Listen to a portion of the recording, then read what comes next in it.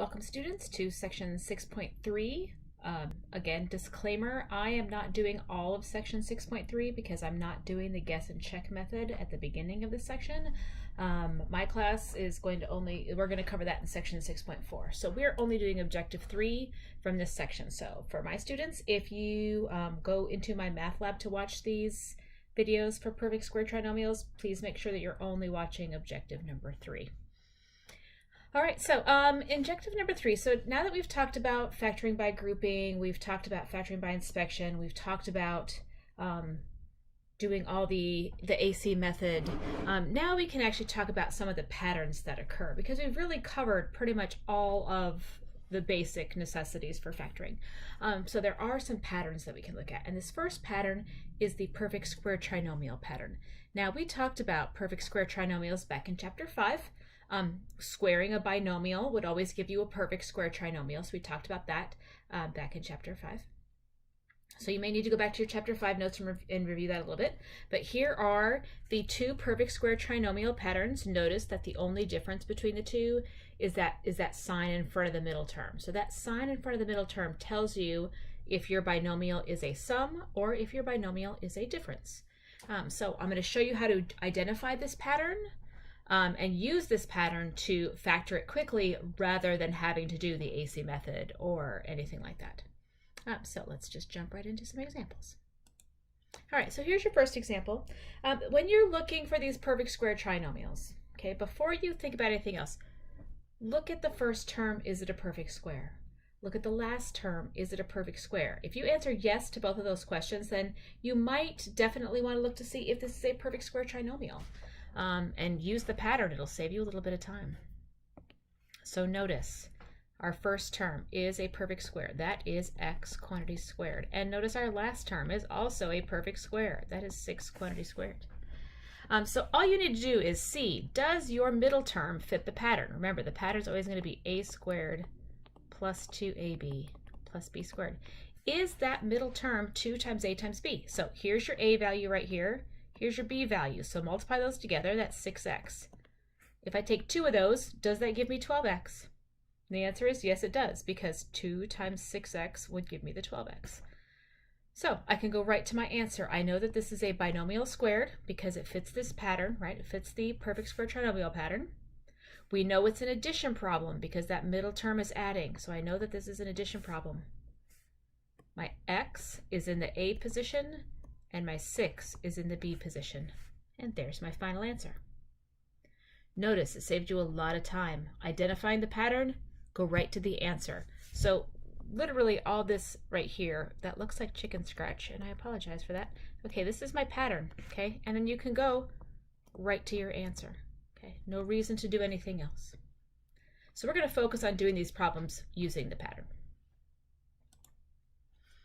All right, so next example, okay? Again, look at the trinomial. Is the first term a perfect square? Yes, it is. Notice that is 4x quantity squared, okay? Look at your last term. Is that a perfect square? Indeed it is. That is y squared. So you're going to look at these two. Again, that's your a, here's your b. Multiply them together. 4x times y is 4xy. If I double it, because remember, that middle term is always 2ab. If I double 4xy, do I get 8xy? And the answer is yes, I do. So I could go right to the answer. This is a binomial squared. Again, that middle term is a negative, so this is a subtraction. This is a difference. The 4x is in the a position, and the y is in the b position. And you're done. Definitely much easier, because otherwise, if you didn't look for this pattern, you would be stuck doing this as an AC method problem. Okay, your a value is 16, your b value is -8, your c value is +1. Okay, you'd have to take 16 times 1, and then you'd have to find factors of 16 that add up to -8. So again, you'd have to go through that whole process. So this pattern is going to save you so much time if you just stick to the pattern. All right, so if you would like, take a moment, press pause, give this a try yourself. Welcome back. Let's see if you got it right. Okay, first term is a perfect square. That is 3g quantity squared. last term, also a perfect square. That is 7 squared. So let's multiply that a and that b together. Remember, because this is going to fit the a squared minus 2ab plus b squared pattern. So 3g times 7 is 21g. If I double that, right, because that's just a times b. Now I need 2ab. If I double this, do I get 42? And I absolutely do. So my final answer is 3g minus 7 quantity squared. Remember, this is a negative because this is a negative. That sign tells you this sign. What do you think? Definitely saves you a lot of time over doing the AC method. Most definitely. All right, here's another example. Give this one a try. Welcome back. See how you did. All right, our first term is a perfect square. Our last term is a perfect square. All right, we're going to multiply those together. What is 5x times 8y? That is 40xy. So if I double that, do I get 80? Indeed I do. So I can go right to my answer. Again, this is a binomial squared. My middle term is positive, so my binomial should be an addition problem. The 5x goes in the front, and the 8y goes in the back. And we are finished.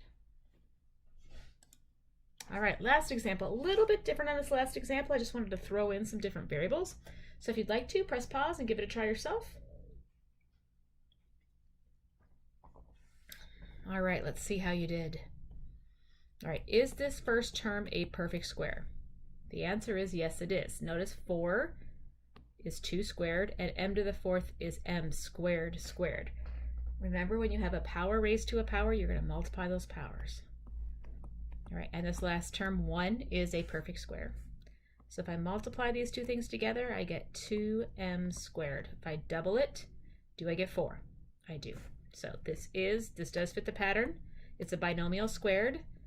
Middle term is negative, so this is going to be a subtraction. Your binomial is going to be a difference.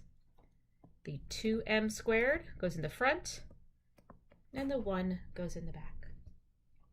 So this pattern will save you so much time. So if you do see that your first and last terms in your trinomial are perfect squares, definitely check to see if it is a perfect square trinomial. It'll definitely save you some time. All right, so you're ready for the homework. Go give it a try. And if you need to, you can start this video over, but we will see you later.